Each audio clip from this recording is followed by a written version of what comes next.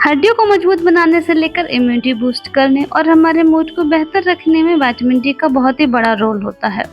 इसकी कमी पूरा करने के लिए डॉक्टर अक्सर विटामिन डी सप्लीमेंट लेने की सलाह देते हैं, मगर क्या आपको मालूम है कि कुछ दवाओं के साथ इन सप्लीमेंट को लेने से फायदे की जगह हमें नुकसान हो सकता है। तो आज के वीडियो में हम जानेंगे उन ऐसी ड्रग्स के बारे में जो हमें विटामिन डी के साथ नहीं लेनी चाहिए, क्योंकि हमें उनके साइड इफेक्ट देखने को मिल सकते हैं। तो चलिए जानते हैं वो कौन कौन सी ऐसी ड्रग्स हैं जिनको हमें अवॉइड करना है विटामिन डी के सप्लीमेंट लेने के साथ।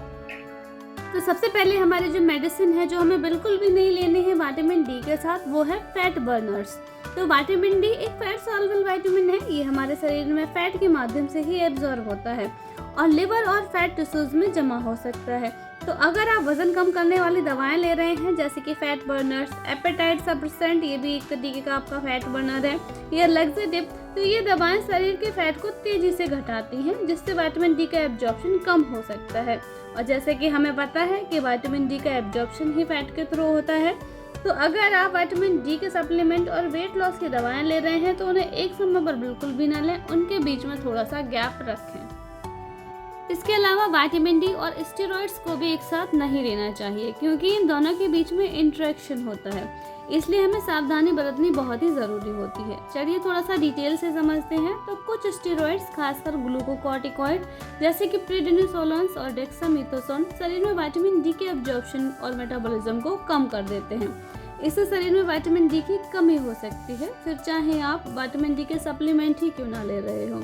तो जिसकी वजह से ऑस्टियोपोरोसिस हो सकता है, थकावट और मांसपेशियों में दर्द हो सकता है, शरीर में कैल्शियम की कमी भी हो सकती है, क्योंकि विटामिन डी कैल्शियम को एब्जॉर्ब करने में मदद करता है।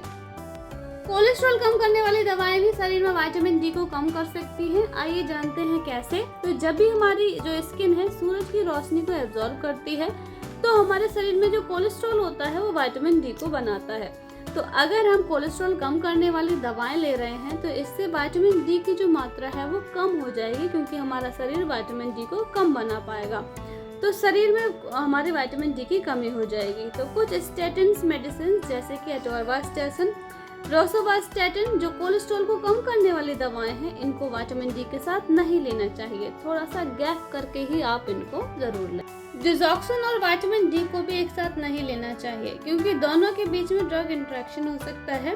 तो इसको भी समझते हैं कैसे। तो डिजॉक्सिन एक बहुत ही महत्वपूर्ण दवा है जो दिल की बीमारी में दी जाती है, जैसे कि हार्ट फेलियर हो गया या फिर इरेगुलर हार्ट बीट हो गई। तो यह दवा दिल की धड़कन को कंट्रोल करती है और ब्लड को पंप करने में मदद करती है।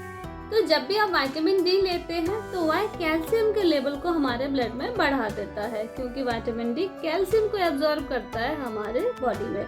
तो अगर कैल्शियम का लेवल शरीर में ज़्यादा हो गया हो तो डिजॉक्सिन ज़्यादा तेज तरीके से काम करता है और ज़्यादा फास्ट तरीके से काम करने लगता है, और डिजॉक्सिन टॉक्सिक भी हो सकता है अगर ज़्यादा उसका एब्जॉर्प्शन बढ़ गया तो जिस वजह से दिल की धड़कन इरेगुलर हो सकती है, कभी बहुत ज़्यादा या फिर कभी धीमी हो सकती है, सीने में घबराहट सी महसूस हो सकती है, या फिर चक्कर या बेहोशी की हालत भी हो सकती है। कुछ एंटी कन्वल्सेंट दवाएं जो मिर्गी या फिर दौरे के लिए ली जाती हैं, वो विटामिन डी को जल्दी मेटाबोलाइज कर देती हैं। तो जितनी जल्दी मेटाबॉलिज्म होगा उतनी ही जल्दी वो बॉडी से बाहर निकलेगी, जिससे शरीर में विटामिन डी की डेफिशिएंसी भी हो सकती है। इसलिए इन दोनों दवाओं के बीच में हमें थोड़ा सा गैप जरूर रखना चाहिए, ताकि एक दवा दूसरी दवा के जो इफेक्ट को ना ही कम कर सके या फिर ना ही बढ़ा सके, मतलब ड्रग का इंटरेक्शन एक दूसरे के साथ ना हो।